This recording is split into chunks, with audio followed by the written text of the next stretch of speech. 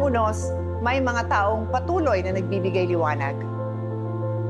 Mga ordinaryong Pilipino na sa simpleng paraan nagiging bayani ng kanilang komunidad. Ngayong gabi, atin pong bibigyang pugay ang 3 taong nagpakita ng malasakit at tapak kahit sa gitna ng lindol na yumanig sa Cebu. Sila sina Dr. Xavier Gonzalez Solis, isang dentista, at content creator na ginamit ang kanyang plataforma para makalikom ng pondo para sa mga biktima ng lindol. Si Dr. Gracita Rabago, isang OB-GYN na kahit patuloy ang pagyanig, hindi iniwan ang mga inang nanganganak. At si Jess Anthony de la Cruz na agad kumilos at pinakilos ang kanyang mga kaibigan at kakilala para maihatid ang tulong sa mga pinaka-apektadong lugar. Alamin natin ang kanilang kwento dito sa Salamat.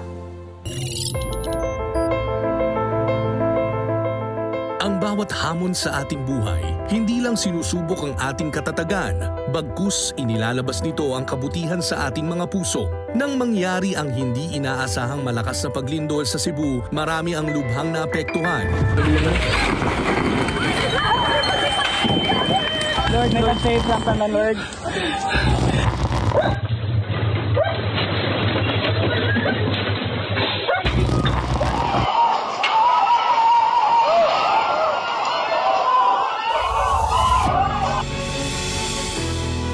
Pero sa kabila nito, marami ring mga kababayan natin ang agad na tumulong sa abot ng kanilang makakaya.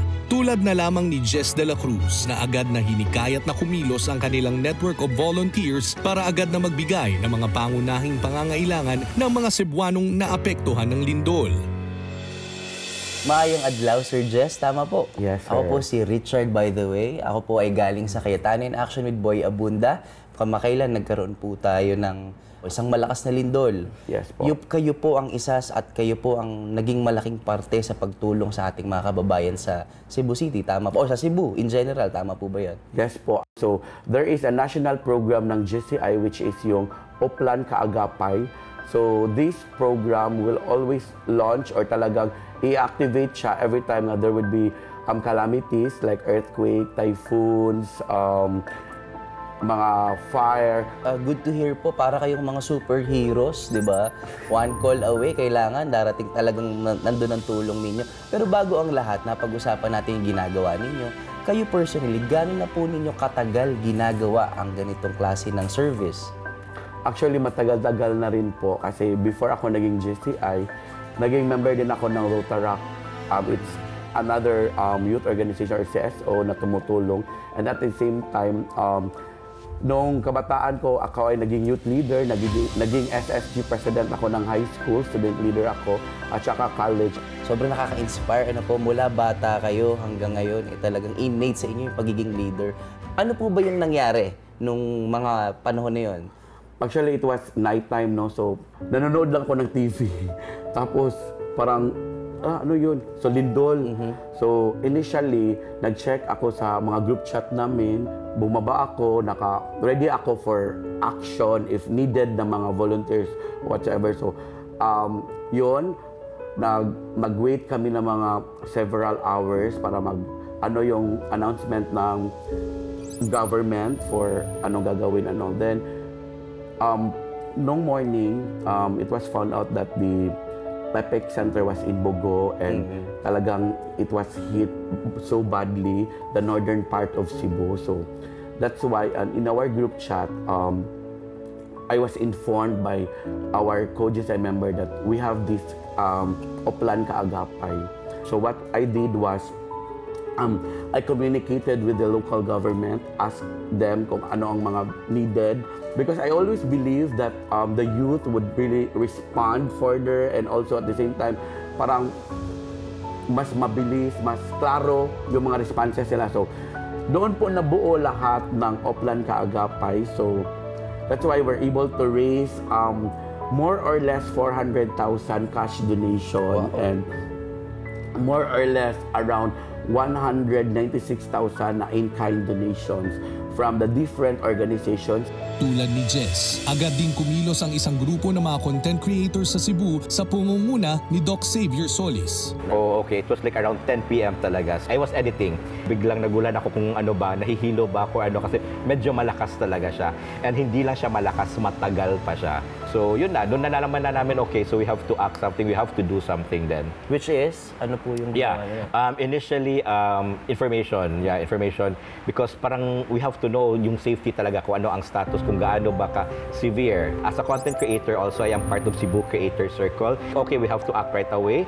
And this is the time talaga to prove that content creators also has really like a purpose also. So let's use our influence and our sphere also.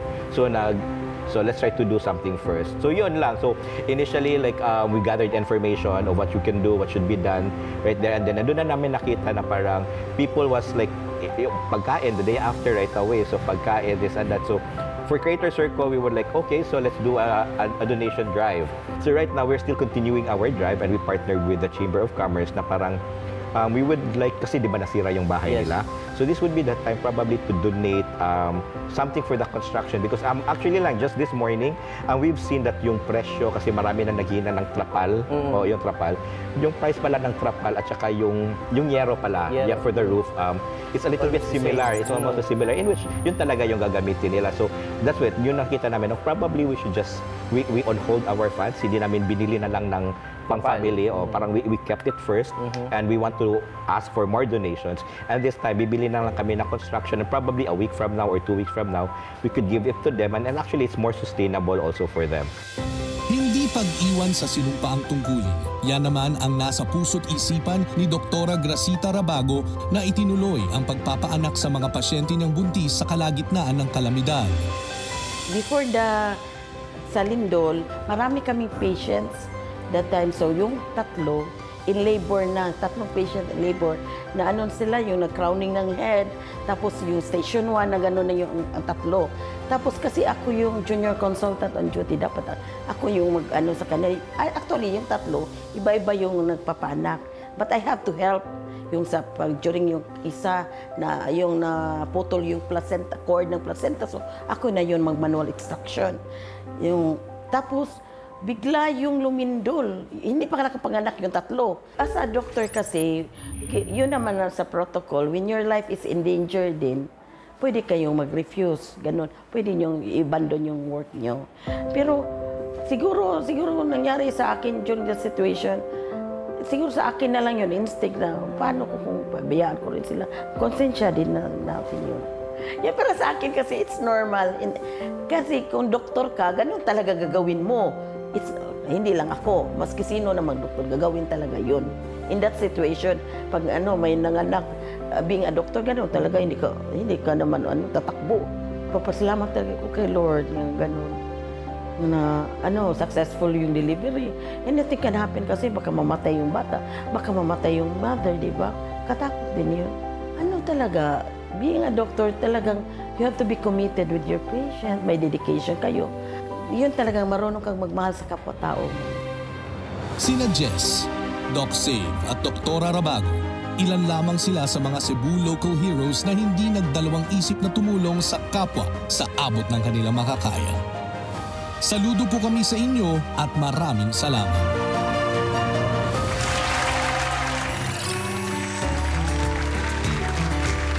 Happy birthday, Senator Alan Peter Cayetano. We wish you good health and more birthdays to come. Happy birthday po, Senator Alan. Salamat sa inyong suporta at patuloy na pagtulong sa amin at sa aming mga pasyente. Happy birthday, Senator Alan Peter Cayetano.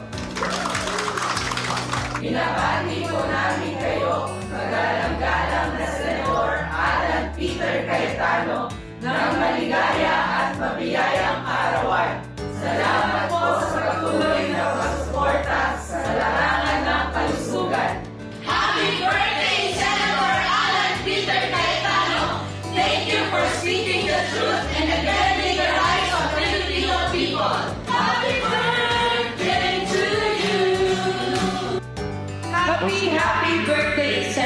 Peter Cayetano. From Seymour, PA. Hi, Senator! Sa isa sa ating napaka-generous na senator na si Senator Alan Peter Cayetano, sir. Mula po sa 12 Civil Military Operations Kapatiran Battalion, ikaw po ay aming binabati ng isang maligayang kaarawan. At darangin din po namin, sir, sa iyong kaarawan na ikaibigyan pa ng mas maraming masasayang kaarawan upang mas dadami pa po ang mga taong iyong matutulungan. We wish you good health and good luck always. Senator Alan Cayetano, maraming salamat sa iyo. Happy birthday. Dahil sa iyo nagkaroon kami ng batas, the nuclear law that you bravely sponsored will redound in the protection and safety of our people. Mabuhay kayo. Maraming salamat po ulit. Maraming salamat po, Senator Alan Peter Cayetano, sa lahat ng tulong mo sa Cebu Normal University na natuloy na po ang mga pangarap ng mga Cebuanos na kung saan nagkaroon na po kami ng regular campuses in the municipalities of Midilin and Balangban. Dahil dito, kami po ay nagpapasalamat at ngayon nasisiguro na po ang kaunlaran at pagsusulong ng mabuti at high quality education. Marami po ang makikinabang nito ng mga kabataan at mga mamamayan sa province of Cebu. Muli, salamat po sa patuloy mong pagtitiwala at pagsusuporta sa mga pamantasang normal ng Cebu. At happy birthday! Happy birthday, our dear Senator Peter Cayetano. Thank you very much for your support to Guimaras State University. Together with the community, the Guimaras State community, because you have given us our long cherished dream of converting our 2 external campuses into a regular campuses. With all this help that you have given unto us, our students no longer have to travel a long way just to get the higher education that they need to improve their lives. Thank you very much for all of this. And again, happy birthday, our dear Senator Alan Peter Cayetano.